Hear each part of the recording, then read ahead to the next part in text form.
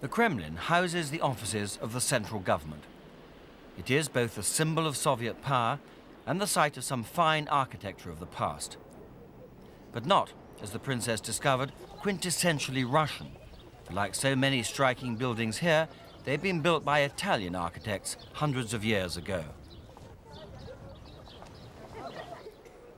The cathedrals around the wide square are now used as museums, although in these more enlightened times, even the Uspensky Cathedral within the Kremlin is sometimes used for religious services. This is Russia's principal church, spacious, solemn, the rare, rather Byzantine decorations covering the walls and pillars up to the very ceilings. And they date as far back as the 11th century. This is where the Tsars of all Russia were often crowned.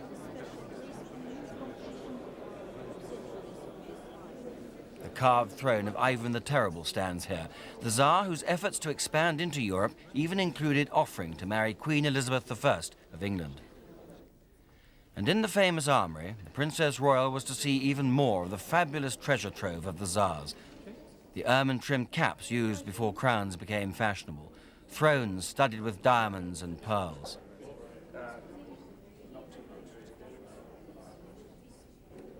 The solid gold icons.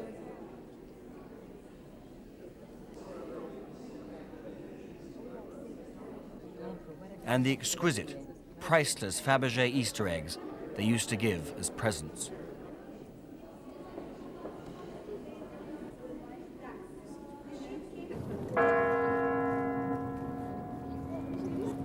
Midday on Red Square, where the guard is changed each hour on Lenin's mausoleum.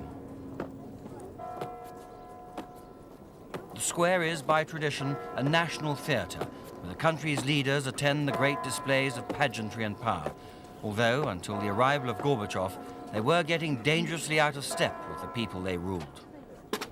It is also a place all visitors come to see, and the Princess Royal was no exception, to stand for a few moments in a place so steeped in Russian history, and to create another small piece of history herself, with the royal standard fluttering for the first time in Red Square beneath the hammer and sickle flying above the Kremlin. President Gorbachev's reforms do depend on people rediscovering an initiative and creativity which has been severely repressed. In the streets, this is beginning to emerge as private enterprise allows people to trade and to make a profit.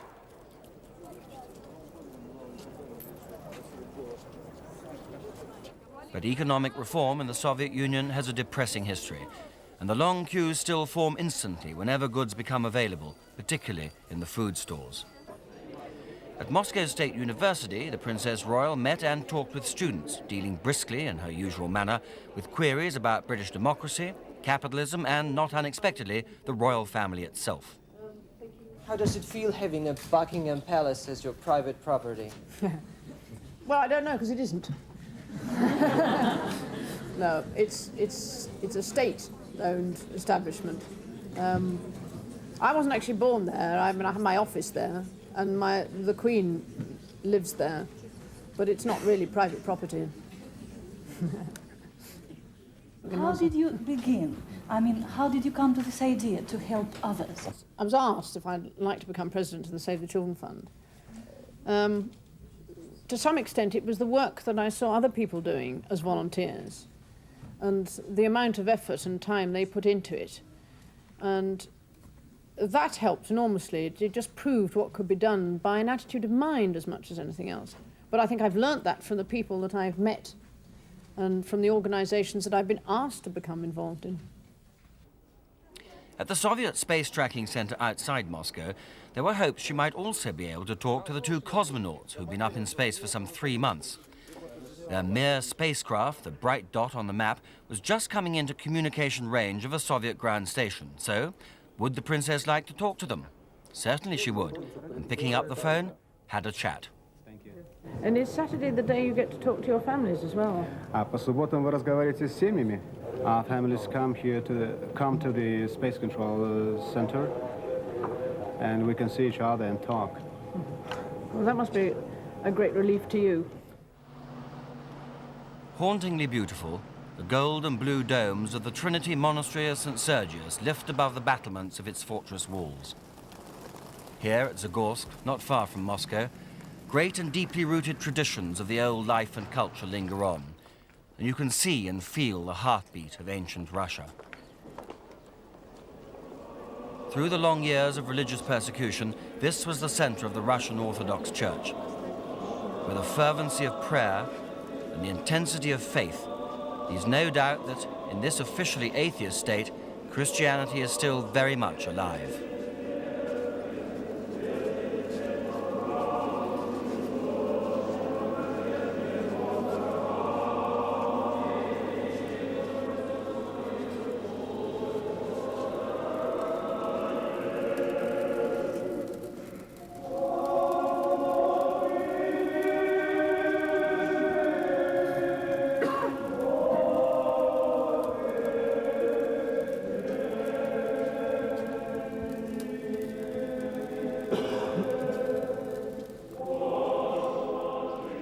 Monks have lived, studied and worshipped here since the 14th century, when the monastery was founded by a remarkable man whose drive and leadership united the Russians as never before to throw off the burden of foreign Mongol rule. Canonized as St. Sergius, he lies buried deep in Trinity Cathedral, a shrine for the devout and nationalist alike.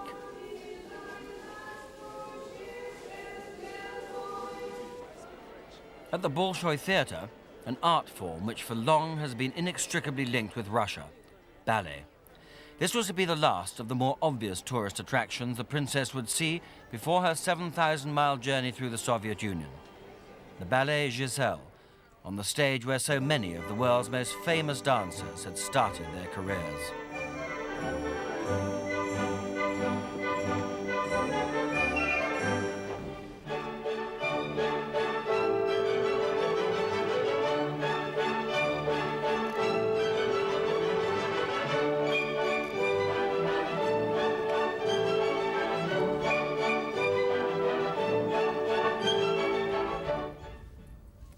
Lake Baikal, the blue eye of Siberia, lay isolated and unknown for over 50 million years.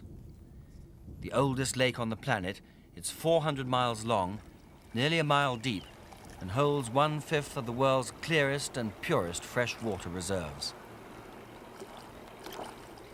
With the passing of the harsh, icy winter, the early summer flowers blossom.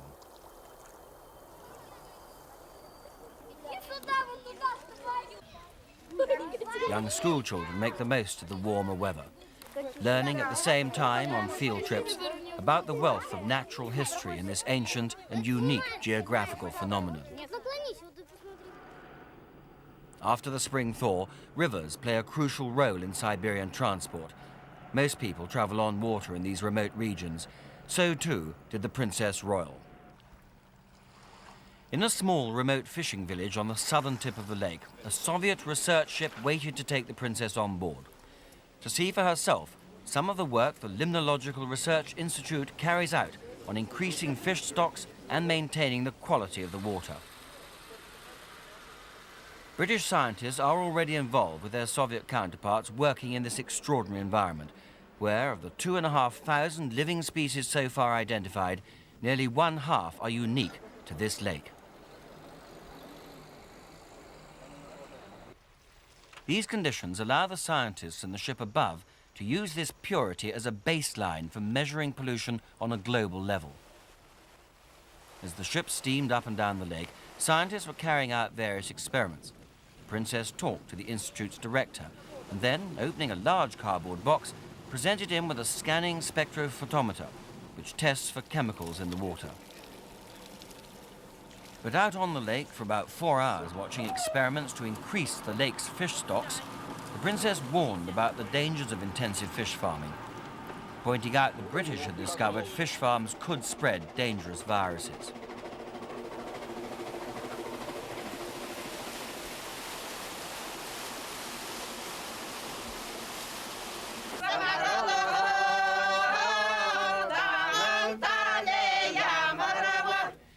Now well over 2,000 miles from Moscow, a Buryat dance of welcome for the Princess Royal as she approached over the dusty plain.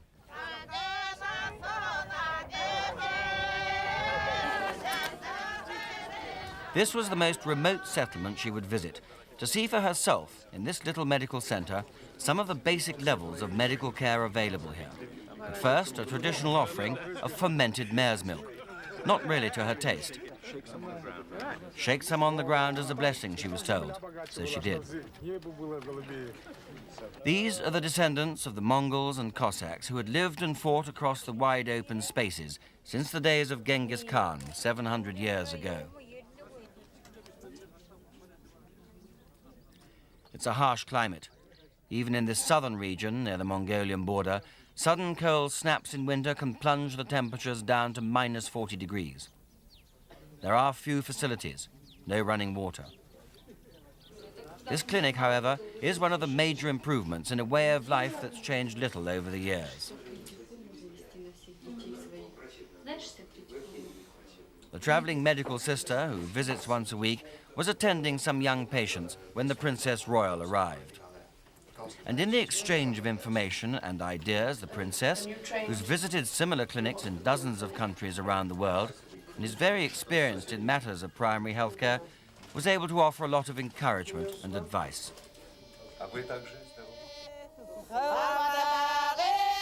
Outside, the song of welcome was still in full flow as the princess prepared to leave.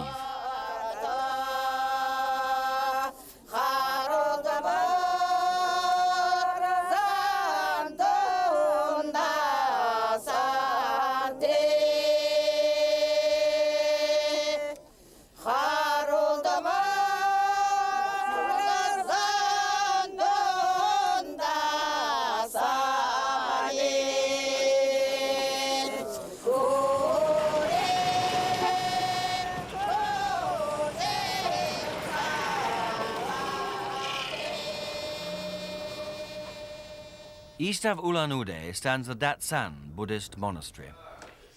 Here, with the heavy smell of burning yak butter drifting past the image of Buddha, is the only functioning Buddhist monastery in the whole of the Soviet Union.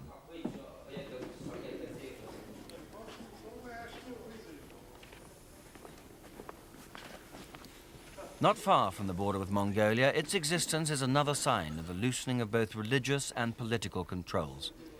For just over half a century ago, on the express orders of Stalin, 75,000 Mongolian monks were executed because they were considered obstacles on the road to socialism. But even this failed to extinguish a religion so bound up with these people. And the blowing of conch horns and the chanting of priests greeted the Princess Royal.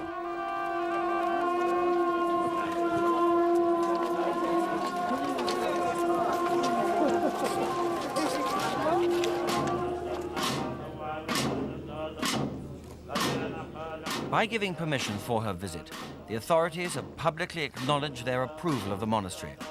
For the monks now maintain links with Buddhist centers and communities not only within the Soviet Union, but in other countries as well.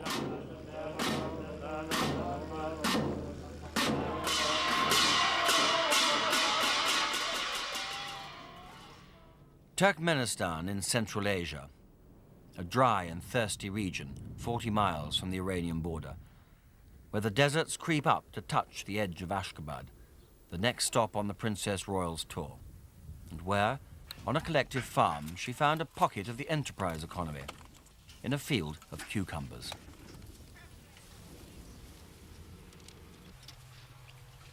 These people are the aristocrats of Soviet agriculture, who are rewarded in accordance with the amount they produce, and where the average monthly wage is just over £300.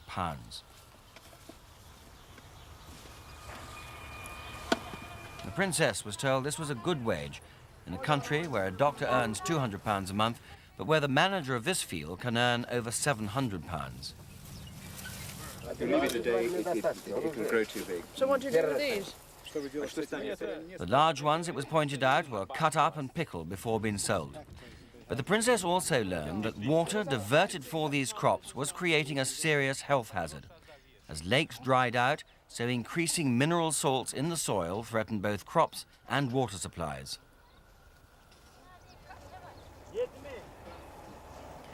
Women with up to 15 children are common. Some even have 2 in a year. And the infant mortality rate is high, over 50 in each 1,000.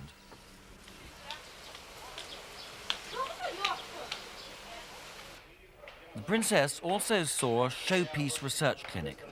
Here, a pregnant woman in a compression chamber was having the atmospheric pressure increased to stimulate oxygen supplies to her unborn child. Doctors told the princess, who's president of Save the Children, they would like help with more equipment. She explained her organization's role was to help with people and knowledge.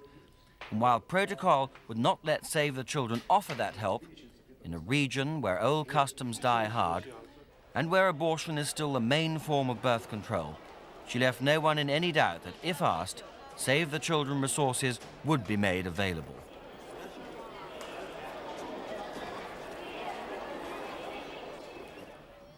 There were less demanding visits to be made, for Ashgabat is famous for its carpets, woven from the wool of caracal sheep. These are the traditional designs, but by and large the weavers and designers have now abandoned the urge to portray the coming of the age of the tractor. And even Lenin's portrait is only occasionally woven in. Although this is the official Ashgabat carpet factory, there's nothing automated or modern about it. The looms on which the women work, and all this work is done by women, are the same as they've always been. Skilled fingers, almost a blur, as each knot is made and cut, 9 to 10,000 in each daily shift. It's a fascinating process, which starts with each young girl being taught by her mother at home so that she can make a carpet for her own dowry.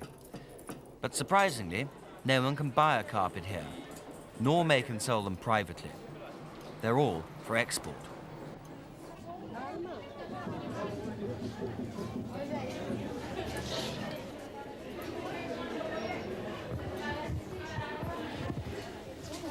And what about all that banging? The princess wanted to know.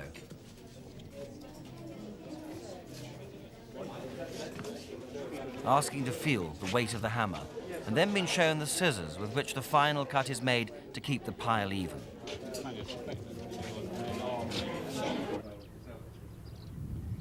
The Turkmenians are equally proud of their beautiful Ahaltikan horses, once praised hundreds of years ago by Marco Polo.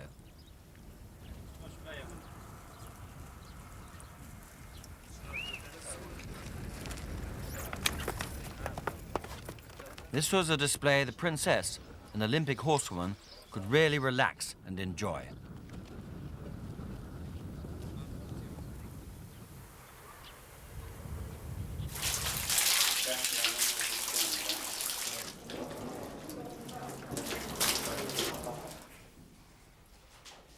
Opened in 1920, it's the only stud farm which specializes in breeding these thoroughbreds. New stables have just been built, and the stud has a stock of some 600 horses, many specially trained to take part in long-distance races. Really long races, such as the Ashgabat to Moscow race 2 years ago, when the 4,000-kilometer course was covered in 60 days. These horses, showing off their paces for the princess, are valuable. After another race from here to West Germany, the finishers were selling for around £50,000.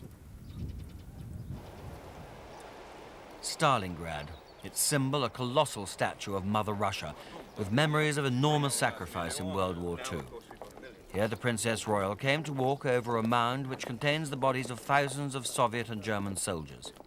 The wind-swept statue, the largest in the world, overlooks the present-day city of Volgograd, which for 8 long months, through the summer of 1942, and on through the winter, the German army tried to conquer. Alone from that period of horror and destruction, one building remains, a flour mill, to remind those who survived of those who died, here, among the old weapons of war that now lie rusting in the quietness of peace. In the Soviet tradition, the official memorial is on a grand scale.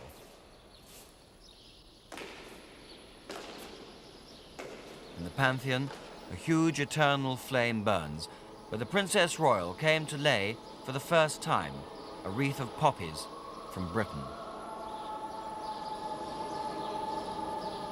Recognizing their courage, her grandfather, King George VI, had presented the city with a ceremonial sword inscribed, "To the steel-hearted people of Stalingrad, a gift from King George VI in token of the homage of the British people.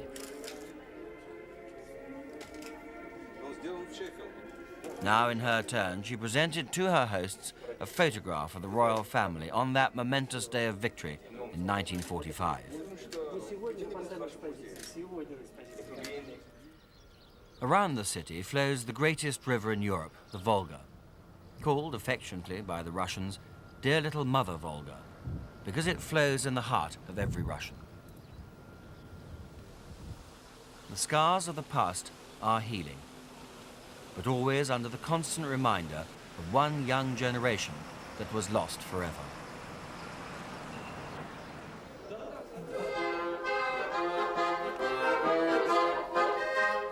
Distinctive, nationalistic, flourishing with over 50 million people, the Ukraine holds nearly 1/5 of the Soviet Union's population.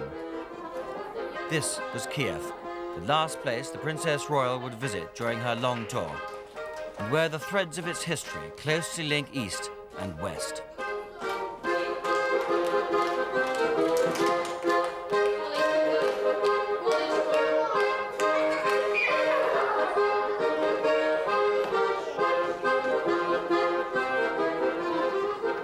Now, after breaking new ground across the Soviet Union, the seemingly tireless Princess Royal neatly dovetailed the end of her own tour with the opening of an expansive month-long British exhibition in Kiev.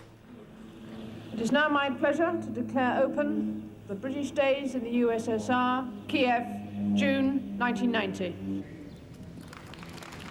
The exhibition is designed to illustrate what life in Britain is really like. So, here, two real WPCs strolling down a typical high street. Although whether to help or search this photographer was unclear. On a housing estate, father is obviously a standard do-it-yourself enthusiast. A quick peer into the kitchen, with the obligatory golden Labrador.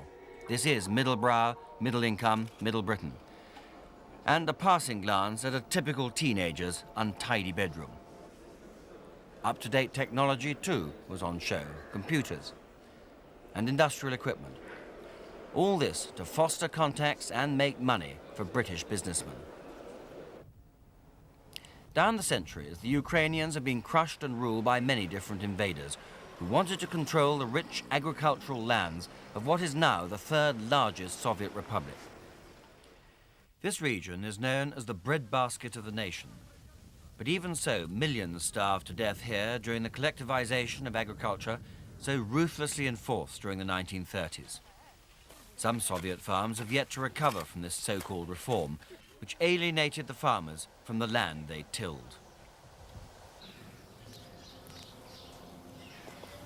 On a collective farm outside Kiev, flowers are picked to welcome the Princess Royal, who, when she arrived at this small house, also took and ate the traditional offering of bread and salt.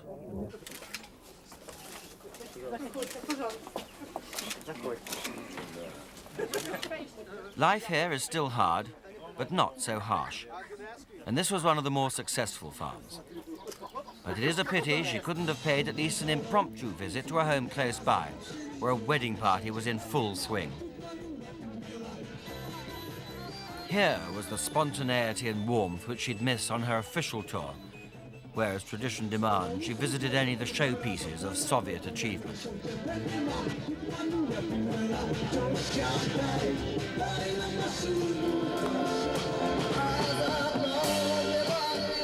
This generation came of age after the last war. Untouched by the shadow of Stalin's Great Terror, it's now exposed to the experiments of Gorbachev's new policy of glasnost, of openness.